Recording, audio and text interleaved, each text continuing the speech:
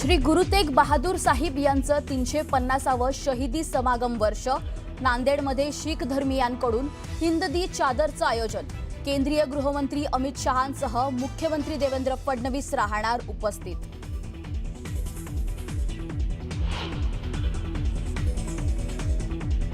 मुमरा की क्या बात कर रहे हैं तुम? आने वाले वक्त के अंदर हम महाराष्ट्र के अंदर हम अच्छा खासा हरे रंग को फैलाएंगे।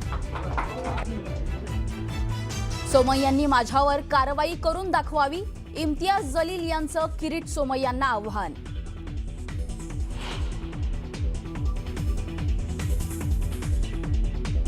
मुंब्रा हिरवा करणार या वक्तव्याचा विपर्यास करण्यात आला। माफीनामा दिलेला नाही, माफीनाम्याची बातमी सहर शेखनं फेटाळली।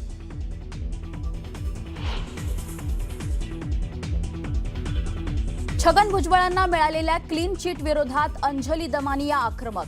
भुजबळ 2 गुन्ह्यांतून मुक्त, तिसऱ्यातून नाही। अंजली दमानियांचं सीजीआय यांना पत्र लिहित तपास सुरू करण्याची मागणी।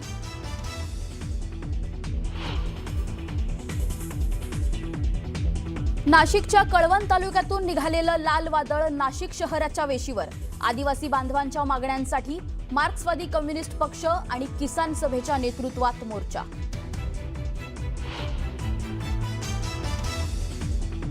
उद्धव ठाकरेंना कणकवलीत मोठा धक्का। सिंधुदुर्गमध्ये महायुतीचे 9 उमेदवार बिनविरोध विजयी। भाजपची बिनविरोध विजयाची मालिका कायम।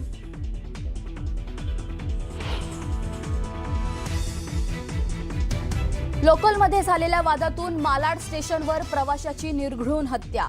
आरोपीसह प्रवाशाचा पोलिसांकडून शोध सुरू।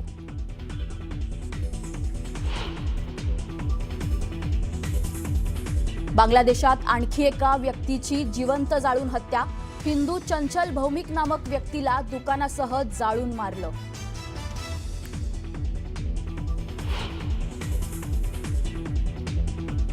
भारतात खेळण्यास नकार देणाऱ्या बांगलादेशला आयसीसीचा दणका। T20 वर्ल्ड कप मधून केलं बाहेर, तर स्कॉटलंडला मिळाली संधी, तर पाकनंही वर्ल्ड कप मधून बाहेर जाण्याची दिली धमकी।